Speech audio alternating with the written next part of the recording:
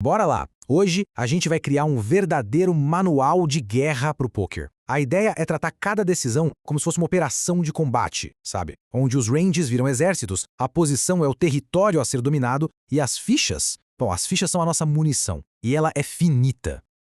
Vamos começar com uma coisa que, olha, todo jogador sério já sentiu. Aquela frustração, sabe? De passar horas estudando para chegar na hora H, no calor do jogo e... cadê a informação? Parece que o cérebro simplesmente apertou delete bem na hora que a gente mais precisava.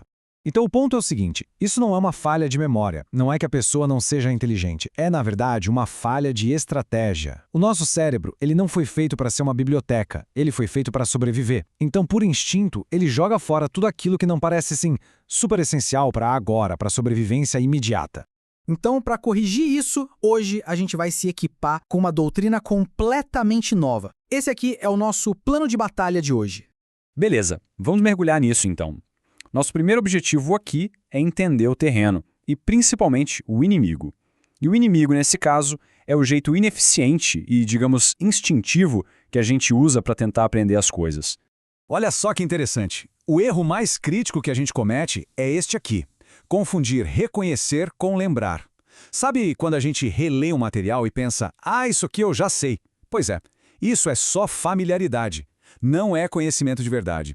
Isso cria uma falsa sensação de segurança, uma ilusão de que a gente domina um assunto que, bom, desmorona completamente na primeira mão sob pressão na mesa.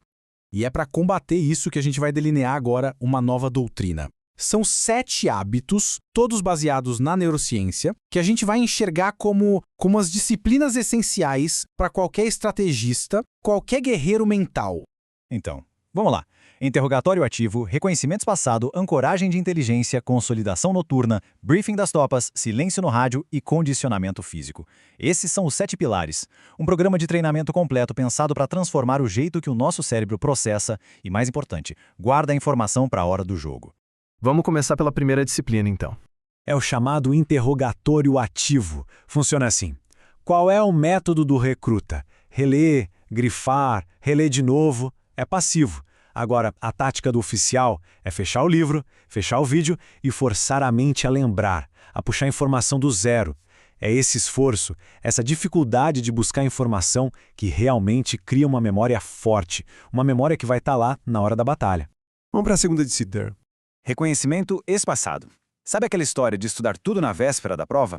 Então, isso não funciona por longo prazo. É totalmente ineficaz. O cérebro precisa de tempo.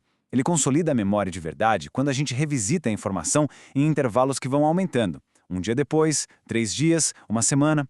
É a famosa repetição espaçada. Pensa nisso como patrulhas que garantem um território.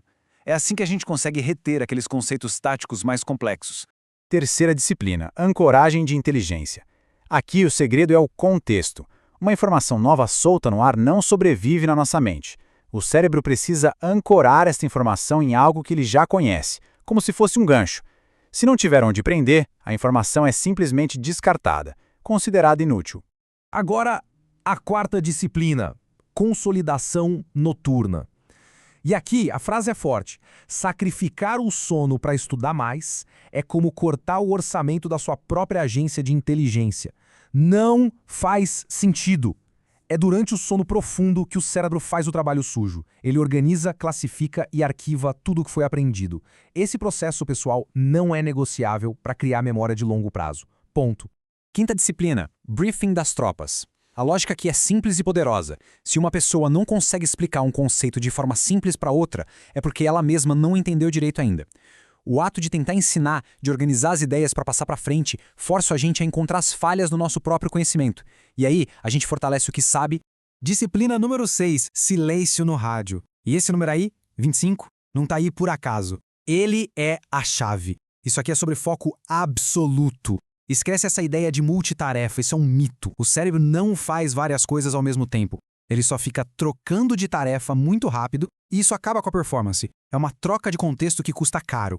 E a doutrina aqui é claríssima. 25 minutos de foco total, sem distração nenhuma, são muito mais valiosos do que 2 horas de estudo com o celular apitando do lado. É muito melhor ter sessões curtas, intensas e focadas numa única coisa. O resultado é incomparavelmente superior.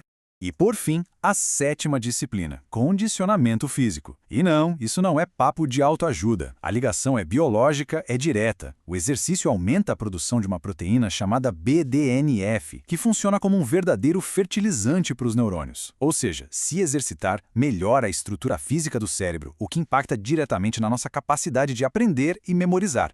Ok, a gente viu a teoria, o treinamento, agora é a parte boa. Vamos pegar essa doutrina e levar para o campo de batalha de verdade, aplicando tudo isso diretamente na mesa de pôquer. Então, como a gente traduz isso para ação? Se liga nesses novos exercícios de campo. Para o interrogatório ativo, terminou a sessão, anota de memória 3 mãos-chave que jogou. Reconhecimentos passado. Pega aqueles spots mais difíceis e revisa 1 dia, 3 dias e 1 semana depois. Silêncio no rádio. Na hora de estudar, celular virado para baixo, mudo, sem discussão. E briefing das tropas. Tenta explicar um conceito complexo, tipo blockers ou GTO, para um amigo. Isso aqui não é dica de estudo, é treinamento militar para fortalecer o jogo mental. E tudo isso junto nos leva à transformação final. É a jornada para deixar de ser um recruta, que só reage ao que acontece na mesa, e se tornar um comandante, que é proativo e tem o controle da própria mente.